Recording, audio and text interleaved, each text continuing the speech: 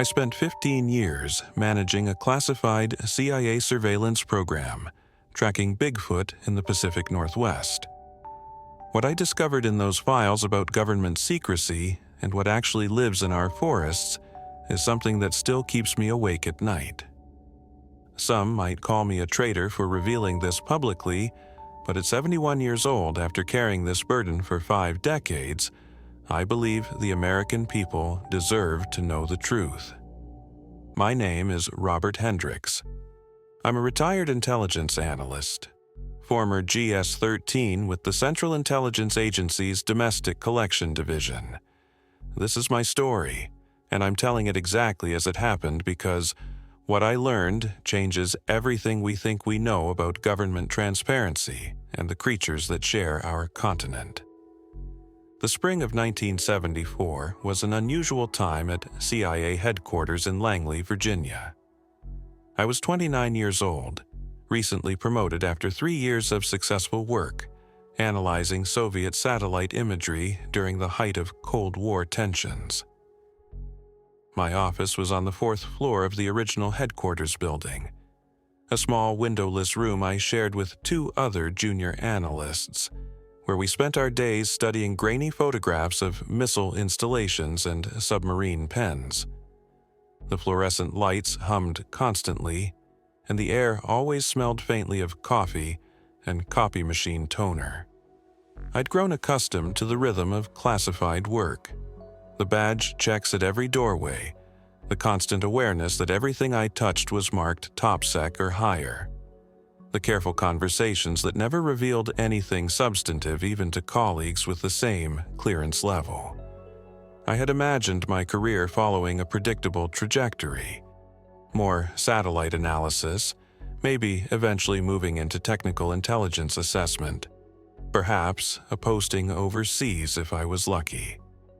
What I wasn't prepared for was the meeting that occurred on April 23, 1974, a Tuesday afternoon that would redirect the entire course of my professional life. My supervisor, a stern woman named Margaret Chen, who'd been with the agency since the Eisenhower administration, appeared at my desk just after 2 p.m. Her expression was carefully neutral, which in the intelligence community usually meant something significant was happening. "Henderson," she said quietly, using my last name as everyone did in those halls. "Deputy Director Colby's office wants to see you. 15 minutes. Bring your current clearance documentation." My stomach dropped. Junior analysts didn't get called to the Deputy Director of Intelligence's office. Ever. My first thought was that I'd somehow compromised classified material, that my career was about to end before it had really begun. I gathered my badge and clearance papers with shaking hands, running through every report I'd filed in the past month, trying to identify what mistake I might have made. The walk to the executive floor felt endless. More badge checks, more locked doors, hallways that grew progressively quieter and more plushly carpeted. I was ushered into a small conference room, not the deputy director's main office, by a secretary who said nothing beyond gesturing toward a chair. The room was sparse, containing only a table, 4 chairs, and a locked filing cabinet. No windows, no decorations. The kind of room where conversations happened that never appeared in any official record. Deputy Director Colby entered 5 minutes later, accompanied by a man I didn't recognize, older, maybe late 50s, wearing a suit that somehow looked more expensive than standard government issue. Neither man offered names or pleasantries. Colby placed a thin manila folder on the table between us. The classification markings on the cover made my pulse quicken. Top sec, no foreign, special access required. Top secret, no foreign national, special access program. This was several levels above anything I'd worked with before. "Henderson," Colby began, his voice measured and bureaucratic. "You've demonstrated strong analytical capabilities and discretion in your current assignment. We have a project that requires someone with your technical background and security consciousness. What I'm about to show you falls under the Intelligence Identities Protection Act. You'll sign additional non-disclosure agreements before leaving this room. Do you understand?" "Yes, sir," I managed to say, though I had no idea what I was agreeing to. The unnamed man opened the folder and extracted several photographs. They were thermal imagery prints, the kind I'd seen thousands of times analyzing Soviet facilities, but these weren't from Russia. The terrain was clearly North American, heavily forested, mountainous. The images were marked with coordinates I recognized as somewhere in Washington state, and with dates ranging from late 1973 to early 1974. "Tell me what you see," the man said, sliding the first image toward me. I studied it carefully, falling into familiar analytical patterns. The image showed heat signatures against a cooler background, standard infrared from what I guessed was a KH-9 hexagon reconnaissance satellite, the most advanced platform we had at the time. Most of the signatures were small, consistent with deer or elk, but there, in the center of the frame, was something else. A bipedal heat signature, much larger than human-sized, moving through terrain no person should have been able to access without specialized equipment. "That's," I paused, choosing my words carefully, "that appears to be a bipedal subject, approximately 7 to 8 feet tall based on the thermal scale. Weight probably exceeding 400 pounds. The stride length is abnormal, not human." "Correct," the man said, sliding 3 more images across. "All different dates, all showing similar signatures. We have documentation of these thermal anomalies dating back to 1968. Different locations, always remote terrain, always the same general profile." I looked up from the photographs, my scientific training warring with the absurdity of what was being implied. "Are you telling me these are—" I couldn't quite say it. "Project Deepwood," Colby interrupted, "is a systematic surveillance and documentation program focused on anomalous biological entities in the Pacific Northwest. Previous monitoring efforts were scattered and poorly managed. We need someone to establish proper intelligence protocols, coordinate with Forest Service contacts who can provide ground-level observation, and maintain a comprehensive analytical database. You'll report directly through special channels, bypassing normal divisional structure. This does not exist on any organizational chart." The room felt smaller suddenly, the air thinner. "I'm analyzing Bigfoot," I said, the word feeling ridiculous in my mouth even as I spoke it. "You're analyzing thermal and observational data of unidentified subjects," the unnamed man corrected sharply. "You'll document patterns, territorial behaviors, population estimates, and potential risk factors. What you will not do is engage, attempt contact, or discuss this with anyone lacking special access clearance. Not your wife, not your colleagues, not your priest. Are we clear?" I nodded slowly, my mind racing. This had to be some kind of test, an evaluation of how I'd respond to absurd scenarios. But the classification markings were real. The satellite imagery was real. And Colby's presence meant this was sanctioned at the highest levels of the intelligence community. "You'll begin immediately," Colby said, standing. "Margaret will reassign your current workload. You'll have an office in the annex building, more private. Full access to satellite time and secure communication infrastructure. The unnamed man will be your primary contact for operational matters." He slid a card across the table with nothing but a phone number written on it. "Memorize this. Then destroy the card." They left me, sitting there with the photographs spread across the table, feeling as though I'd just stepped through some door into a different world. The images stared back at me, thermal ghosts moving through forests I'd never seen. evidence of something that wasn't supposed to exist being tracked by the most sophisticated intelligence apparatus on Earth. I didn't know it then, but accepting that assignment would cost me my marriage, my peace of mind, and 15 years of my life monitoring a secret that would force me to question everything I believed about transparency, scientific truth, and the government I served. What I was about to discover in those classified files would haunt me for the next 50 years. The annex building became my second home over the next 4 years. My new office was tucked away on the 3rd floor, accessible only through a keycard-controlled door that logged every entry and exit. The space was larger than my previous assignment, maybe 12 by 14 feet, with a single narrow window that looked out onto the parking lot.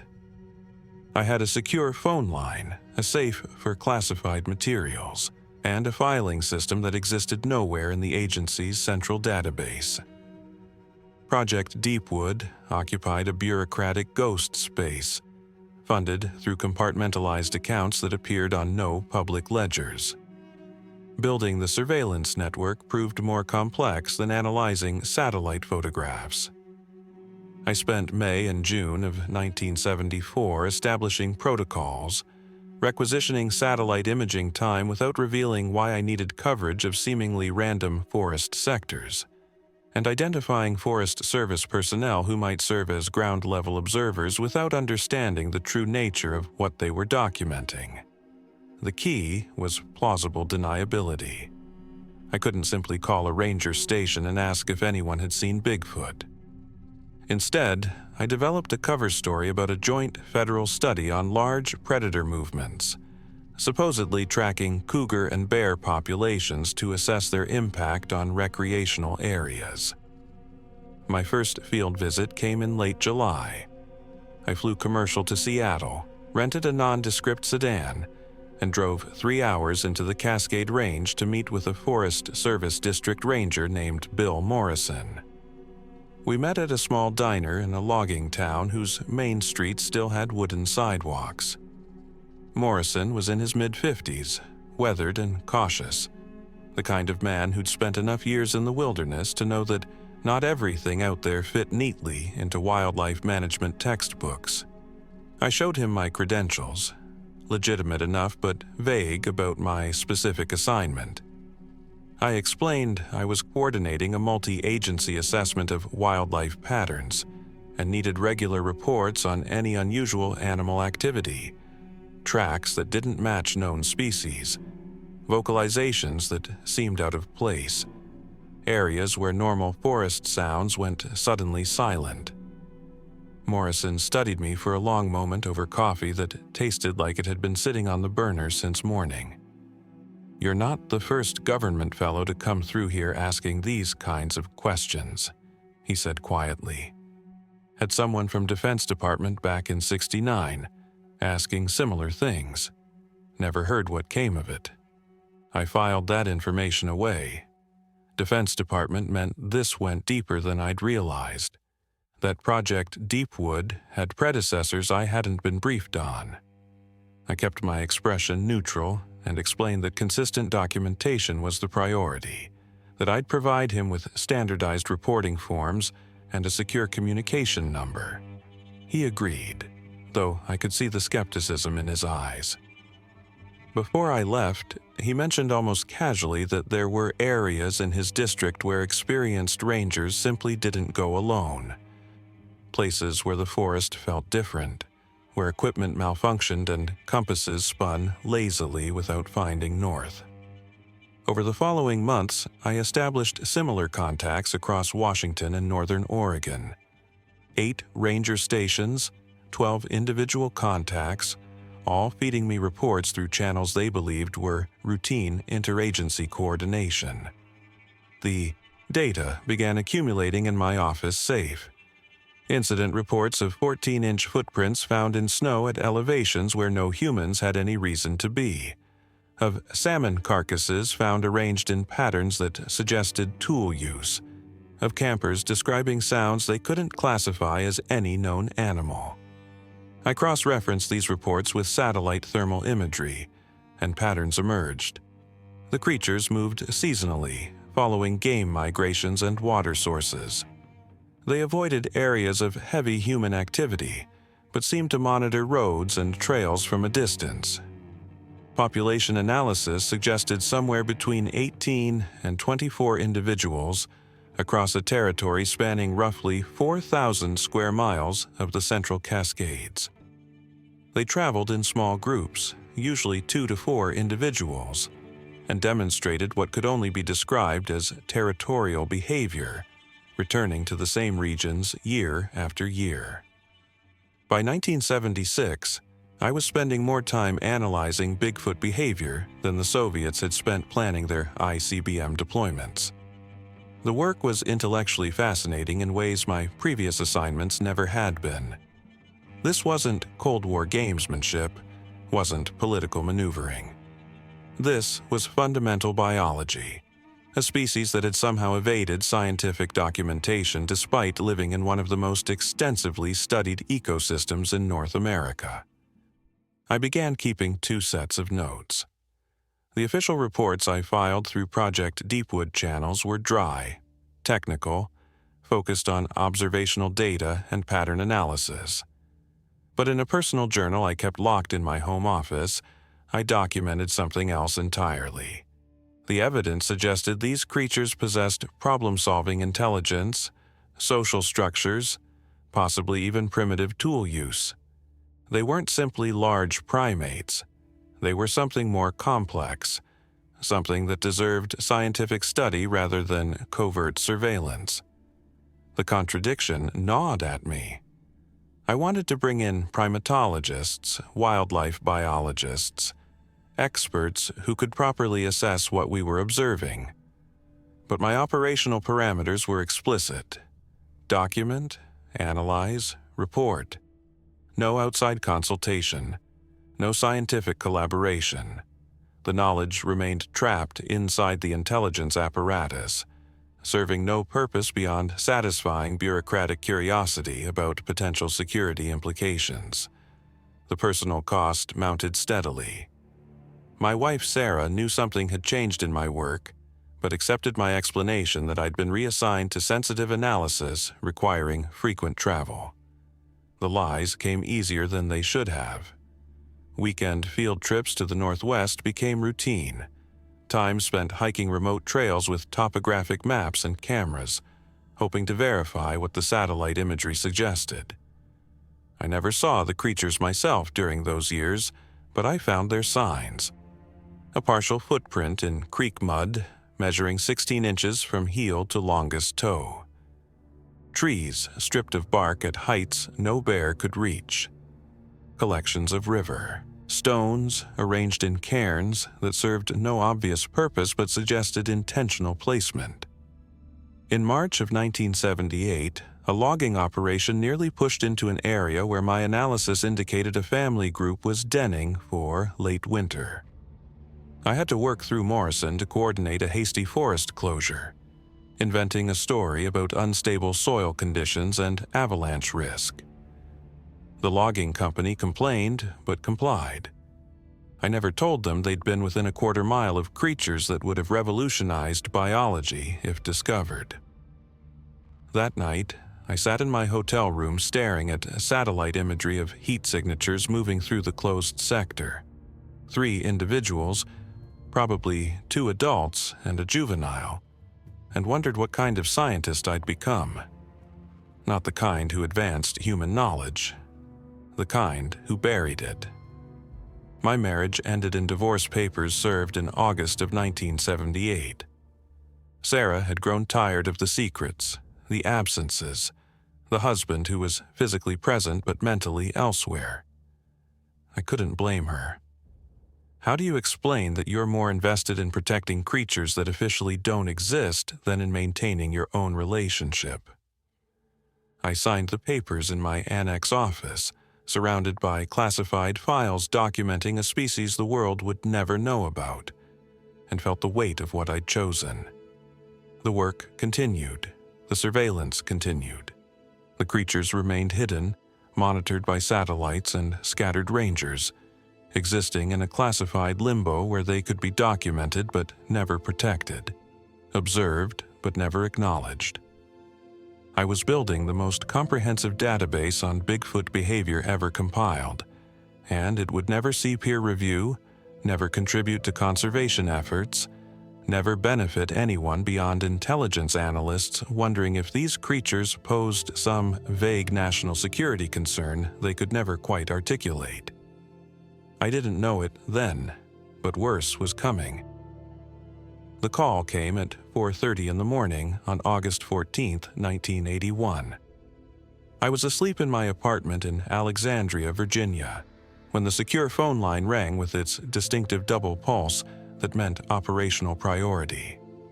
I fumbled for the receiver in the dark, my heart already racing before I was fully awake. "Henderson," the voice on the other end said. It was my contact, the unnamed man from that first meeting 7 years earlier. "We have a situation developing in Sector 7. Multiple thermal signatures converging. Human activity confirmed in the same area. I need you at the operations center immediately." I dressed quickly, drove through empty pre-dawn streets to Langley, my mind running through what Sector 7 meant. It was a remote area in the Gifford-Pinchot National Forest, rugged terrain about 15 miles from the nearest logging road, a region where my analysis had identified consistent Bigfoot presence for the past 6 years. Human activity there at this hour meant either very lost hikers or something worse. I had a sick feeling it was something worse. The operations center was a windowless room in the basement level, filled with communication equipment and display screens showing real-time satellite feeds. 2 technicians I'd never seen before were already monitoring multiple channels. My contact pointed to the largest screen where thermal imagery showed the situation unfolding in false color. 3 large heat signatures, clearly Bigfoot based on size and movement patterns, were in a small valley. And approaching from the east, 4 smaller signatures moving with the purposeful pattern of humans on a deliberate track. "How long have the humans been there?" I asked, my throat tight. "Approximately 2 hours. They set up a position around 0300. They're waiting." Waiting meant hunting. I'd seen enough deer and elk hunts from satellite perspective to recognize the pattern. These weren't lost campers. They were hunters who'd tracked something into this valley and were now lying in ambush. I felt cold, despite the warm room. "Do we have ground contact in range?" "Morrison is 40 minutes out. I reached him 20 minutes ago. He's moving as fast as he can. 40 minutes might as well have been 40 hours. We watched the screen in silence as the Bigfoot signatures moved closer to where the hunters waited. The creatures had no idea they were walking into a trap. I could see the moment when the humans detected them, the way the thermal signatures shifted position, weapons raising. Then the screen showed what I'd been dreading. A flash of heat, small and brief, the thermal signature of gunfire. One of the large signatures stumbled, fell, got back up, and ran. The other 2 scattered in different directions. More flashes, more shots. One signature went down and didn't rise. "Oh God," I whispered. "They killed one." The hunters moved toward the fallen signature. I watched them surrounded, could imagine them standing over what they'd shot, probably celebrating, taking photographs, planning how they'd transport their trophy. Then something changed. The thermal signatures showed new arrivals, vehicles approaching from multiple directions, moving far too fast and coordinated to be coincidence. "Who else is responding?" I demanded. My contact's face was carefully blank. Other assets were monitoring the situation. What other assets? I'd never been told about parallel operations. The screen showed at least 6 new vehicles. maybe 20 personnel flooding into the area. The hunters were suddenly surrounded, their thermal signatures showing the body language of people realizing they were in trouble. Within minutes, they were being moved toward the vehicles. The fallen Bigfoot signature was being loaded onto what looked like a truck bed. The entire scene was being sanitized with military precision. "I need to file a report on this," I said, turning to my contact. "This needs to be documented. Those hunters need to be prosecuted. The hunters are being debriefed. They'll sign non-disclosure agreements. The situation is being handled." Handled, I repeated, feeling anger rising through my shock. A creature was just killed, murdered, and we're handling it by making it disappear? The subjects have no legal status, Henderson. They don't officially exist, therefore no laws were broken. Your job is surveillance and analysis, not policy enforcement. File your standard incident report and let other divisions handle cleanup. I drove home as the sun rose, feeling sick. I couldn't focus on work that day. By afternoon, I made a decision that could have ended my career. I took leave time and drove to the Pacific Northwest, booking a flight I paid for in cash, renting a car under my own name but telling no one at the agency where I was going. It took me 2 days to find the location from the satellite coordinates, hiking in from an old logging road, following topographic maps and my own memory of the thermal imagery. The cleanup had been thorough. The forest floor showed no signs of disturbance to casual observation. But I knew what to look for. 20 yards from where the fallen signature had been, I found what the cleanup crew had missed. Dried blood on the underside of a fallen log, more blood soaked into moss in a crevice between rocks. I collected samples carefully, storing them in plastic bags I'd brought for this purpose. Back in Virginia, I had a problem. I couldn't submit blood samples through official channels without revealing my unauthorized field visit. But I knew someone, a lab technician at Walter Reed Army Medical Center who owed me a favor from an earlier case. I told him the samples were from a research project, asked for basic analysis, genetic markers, cellular structure, anything unusual. The results came back a week later. The technician called me at home, his voice uncertain. "Henderson, I don't know where you got this sample, but it's strange. The DNA doesn't match anything in our database. It's primate, definitely, but the markers are halfway between human and something else. Something we don't have reference data for. If I didn't know better, I'd say this was from a species that hasn't been documented." I thanked him and hung up. That night, I sat in my apartment with the lab results, the blood samples, and 7 years of accumulated surveillance data. I had proof that could change scientific understanding of primate evolution. Proof that an unknown species existed in North America. Proof that should have been published in every major journal, studied by every university, protected under every endangered species law we had. Instead, it was locked in my apartment safe. Classified secrets that served no purpose except to document a species while ensuring it remained vulnerable to exactly what had happened in that valley. The next day, I filed an official report questioning the ethics of observation without protection. I suggested these creatures deserved endangered species status at minimum, legal recognition that would make killing them actual crimes rather than incidents to be sanitized and buried. The response came within 48 hours. A meeting with my contact in the same conference room where this had all started. He was blunt. "Your concerns are noted and dismissed. The subjects don't officially exist and therefore have no legal status. This is a surveillance program, not a conservation effort. Your job is to document and analyze. If you can't maintain that professional distance, we'll find someone who can." I understood the threat. Stay in line or be replaced by someone who would. I went back to my annex office, back to the satellite feeds and ranger reports, back to watching creatures that deserved protection being monitored by a government that would rather let them die than admit they existed. The incident in 1981 changed something fundamental in how I approached my work. I stopped being a passive analyst and became an investigator.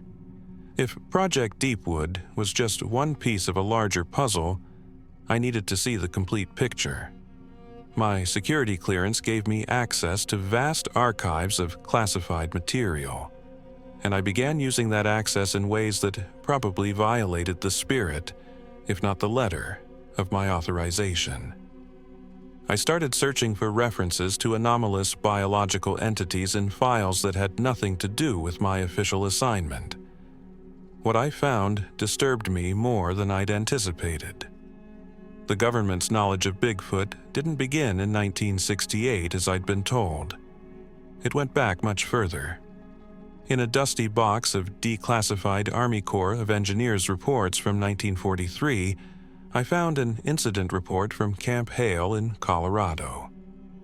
During winter mountain warfare training exercises, an entire platoon reported encountering what they described as a large, hair-covered biped that observed them from a distance for nearly 20 minutes before disappearing into the forest. The report had been filed, noted, and forgotten, but someone had stamped it with a classification marking that kept it buried for decades. I found more. A Bureau of Land Management survey from 1956 in Northern California documented footprints measuring 18 inches that surveyors insisted were not bear tracks. The lead surveyor's detailed measurements and plaster casts had been confiscated by someone identifying themselves as being from the Department of the Interior. The surveyor filed a complaint. The complaint disappeared into classified channels. A pattern emerged as I dug deeper through archives that spanned decades. Whenever credible evidence surfaced, whenever trained observers documented something that couldn't be easily dismissed, government agencies moved in to secure the evidence and silence the witnesses. Not through threats or violence, but through bureaucratic mechanisms. Non-disclosure agreements, classification orders, evidence transferred to secure facilities and never seen again. In March of 1983, I made contact with another analyst, a man named Peter Voss who worked in the Defense Intelligence Agency. We met carefully, quietly, at a restaurant far from Langley, where neither of us was likely to encounter colleagues. Voss was older than me, maybe 50, and he'd spent 20 years working on what he called fringe intelligence, the cases that didn't fit normal categories. He knew about Project Deepwood without me telling him, which meant the compartmentalization wasn't as secure as my superiors believed. There are at least 4 other programs I know about, Voss said over coffee, keeping his voice low.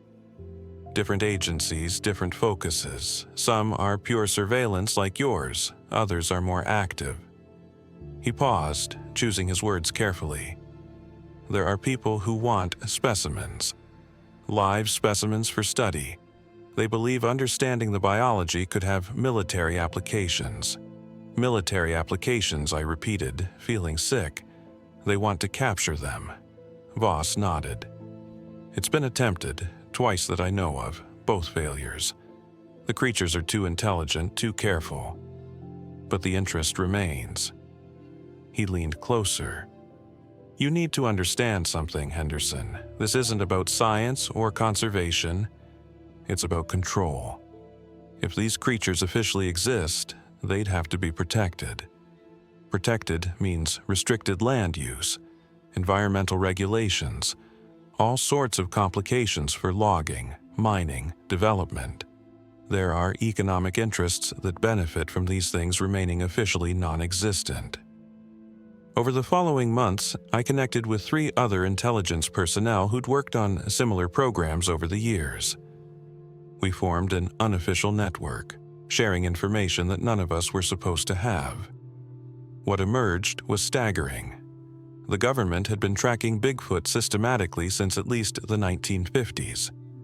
Different programs under different names, but all serving the same purpose: document the creatures while ensuring they remained officially unacknowledged. The reasons were complex, layered. Preventing public panic was part of it, especially in the early years. But more significant were the economic considerations. Confirming Bigfoot's existence would trigger endangered species protections that could lock up millions of acres of commercially valuable forest land. Logging companies, mining operations, real estate developers, all had financial stakes in these creatures remaining mythical. I began systematically copying documents. This was illegal, a clear violation of my security oath, but I felt morally compelled. I used a small camera to photograph file pages during late evening hours when the annex building was mostly empty. I made careful notes documenting sources and dates. I built a private archive that existed nowhere in official systems, hidden in my apartment in fireproof boxes labeled as personal tax records. The scope of what I was uncovering expanded beyond Bigfoot. There were similar surveillance programs for other phenomena that officially didn't exist. Compartmentalized intelligence gathering on subjects that were kept carefully separated, so no one could see the full picture of what the government actually knew versus what it publicly acknowledged. The pattern was always the same: document, classify, deny. In October of 1984, I had my own encounter. I was in the Cascades on what had become a routine field visit, hiking alone through an area where recent thermal imagery had shown activity.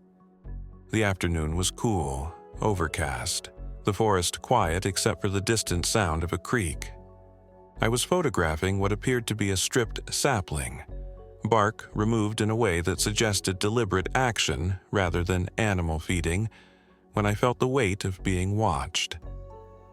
I turned slowly and saw it standing perhaps 40 yards away, partially obscured by a cluster of young firs. The creature was massive, easily 8 feet tall, covered in dark brown hair that seemed to absorb the dim light filtering through the canopy. We looked at each other for what felt like an eternity, but was probably less than a minute. Its face was both human and not human. Intelligent eyes that held something I can only describe as sad awareness. It knew it was being watched, had probably always known. Then it turned and walked away with a grace that seemed impossible for something so large, disappearing into the forest as if it had never been there. I stood there trembling, my camera forgotten in my hands. 7 years of analyzing thermal imagery and incident reports, and 30 seconds of direct observation taught me more than all that data combined. This wasn't just an unknown primate. This was a thinking being, one that had learned to hide from us, one that understood the danger we represented. I hiked back to my vehicle in a daze, the encounter replaying in my mind. That night in my hotel room, I added a new entry to my private journal. Not the clinical documentation I filed in official reports, but a personal reflection on what it meant to be part of a system that documented a species while simultaneously ensuring it remained unprotected and vulnerable. The weight of knowing became almost unbearable. I had proof these creatures existed. I had evidence of their intelligence, their social structures, their right to exist without persecution. And all of it was locked away in classified files where it served no purpose except to satisfy bureaucratic curiosity. The creatures I was monitoring were slowly disappearing. Thermal imagery showed fewer signatures each year. Ranger reports became less frequent. Whether from declining population, increased human encroachment, or simply better hiding, I couldn't determine. But the trend was clear and deeply troubling. I was an intelligence analyst who'd spent a decade building the most comprehensive database on Bigfoot ever compiled, and I was powerless to use that knowledge for the one thing that mattered: protecting them from extinction. The irony was crushing. We knew they existed. We documented their behavior. We watched them struggle to survive in shrinking wilderness. And we did nothing except ensure the world remained ignorant of what we knew. The Berlin Wall fell in November 1989, and with it fell the certainty that had defined my entire career. The Cold War was ending, intelligence priorities were shifting, and programs that had operated in comfortable obscurity for decades suddenly faced scrutiny from budget analysts looking for cuts.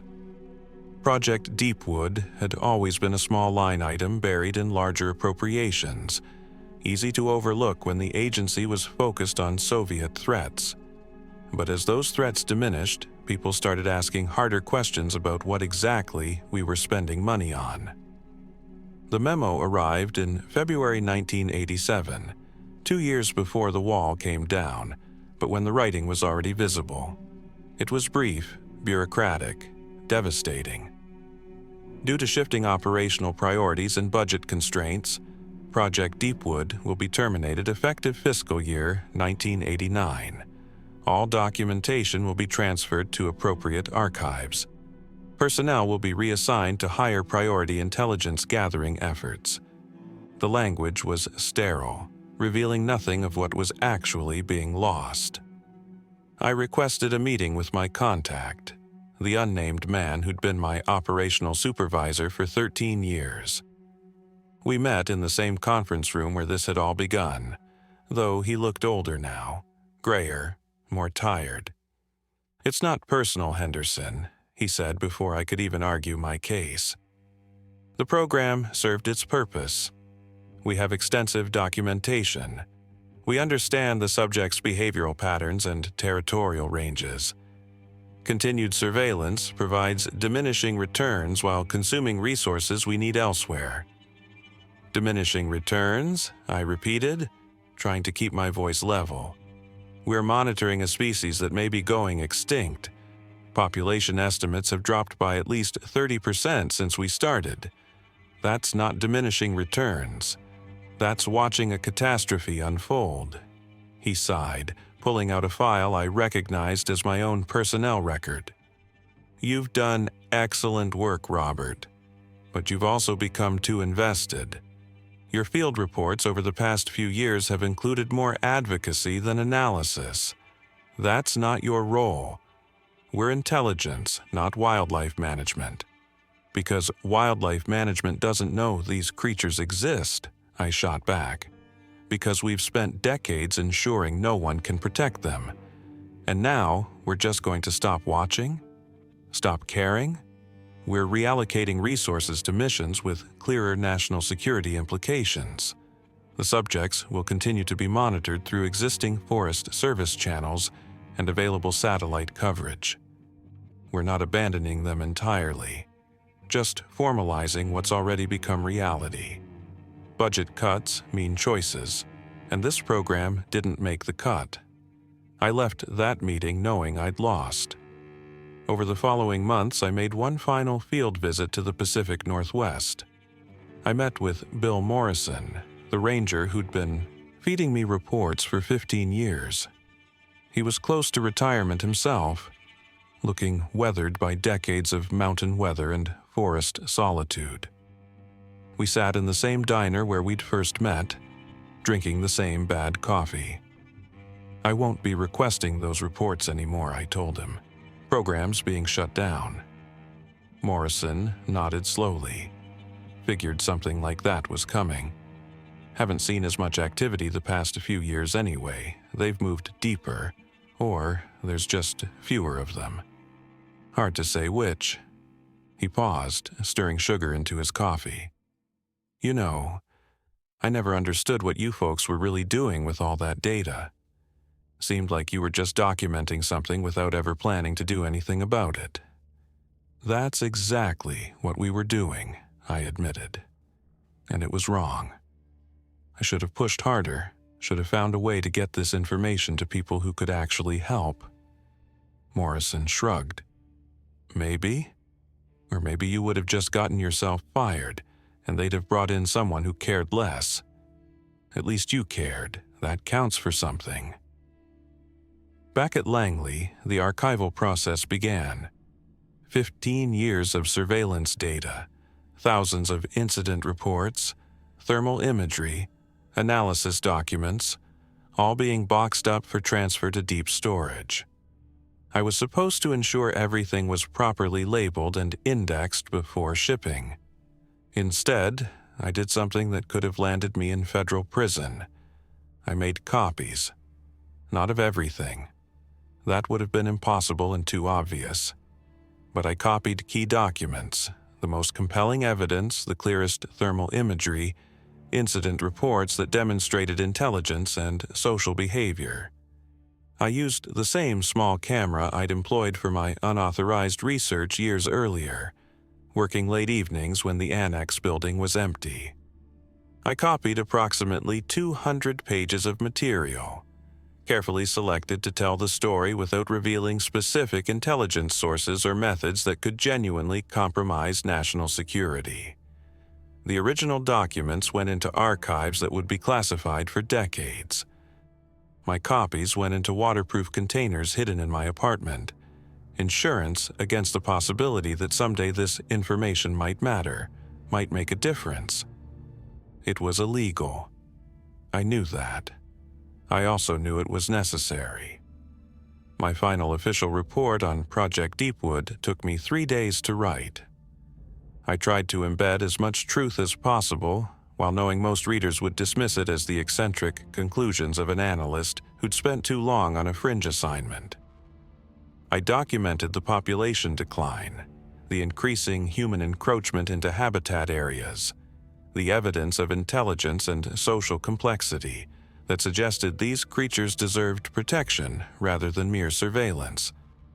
I concluded with a recommendation that the data be shared with appropriate wildlife management agencies, and that efforts be made to establish protected habitat zones. The response came within a week. My recommendations were noted and rejected. The subject's official non-existence precluded any protective measures. The data would remain classified. I was being reassigned to Eastern European political analysis, a position that would keep me behind a desk at Langley for the remainder of my career.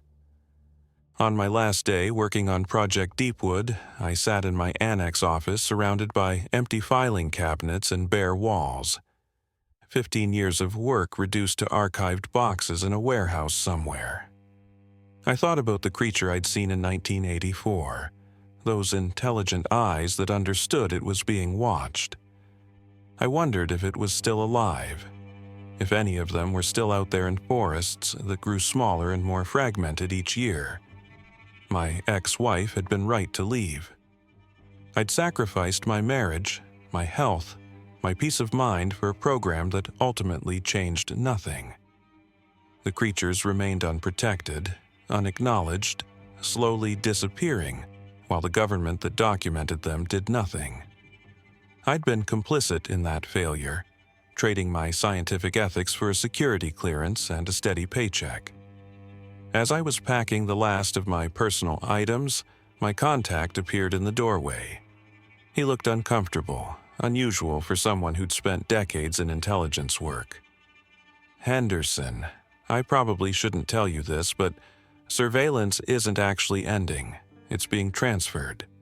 Different agency, different authorization, deeper classification. Project Deepwood is over, but the monitoring continues under other auspices. I stared at him, feeling a mix of relief and renewed frustration. So this was all theater? The budget cuts? The archival process? The budget cuts were real, but there are interests that want this surveillance to continue, just not through official CIA channels. He paused at the door. Your work wasn't wasted. The database you built will continue being used, just not by you. He left me standing there in the empty office, understanding finally that I'd been a small cog in a much larger machine, one that would continue grinding forward whether I was part of it or not. The creatures would remain monitored, documented, unprotected. The only thing that had changed was that I would no longer be the one watching them disappear. I spent the next 14 years analyzing Eastern European political developments, tracking the rise of new democracies and the fragmentation of former Soviet states. It was important work, meaningful in its own way, but every day I thought about those forests in the Pacific Northwest and the creatures I'd spent 15 years documenting. My desk drawer contained a small key that opened a storage unit in Alexandria, where waterproof containers held the copies I'd made, evidence of a species the world still didn't officially acknowledge. I retired from the CIA in 2003 at age 58 with a decent pension and a head full of secrets I couldn't share. The retirement ceremony was brief, professional, and forgettable. My supervisor gave a speech about my years of service, mentioning my work on Soviet analysis and Eastern European transitions. Project Deepwood wasn't mentioned because officially it had never existed. I shook hands with colleagues who'd never known what I'd really spent the prime years of my career doing. 3 months after retirement, I filed my first Freedom of Information Act request. I knew the process intimately from my years inside the agency, knew exactly how to phrase requests to make them difficult to reject outright. I asked for any and all documentation related to Project Deepwood, citing the specific time frame and my own involvement as the primary analyst. The response came 4 months later. A letter explaining that while they could neither confirm nor deny the existence of such a program, if such documentation existed, it would be classified under exemptions related to intelligence sources and methods. Request denied. I filed more requests over the following years, each one slightly different, approaching the subject from various angles. Requests for budget documentation, for satellite imagery of specific coordinates, for interagency communications about wildlife monitoring. Most were rejected.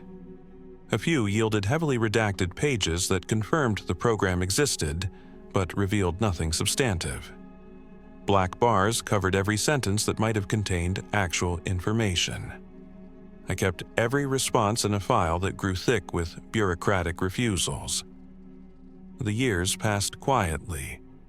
I remarried in 2006, a kind woman named Helen who worked as a librarian, and didn't mind that I spent hours in my home office working on projects I was vague about.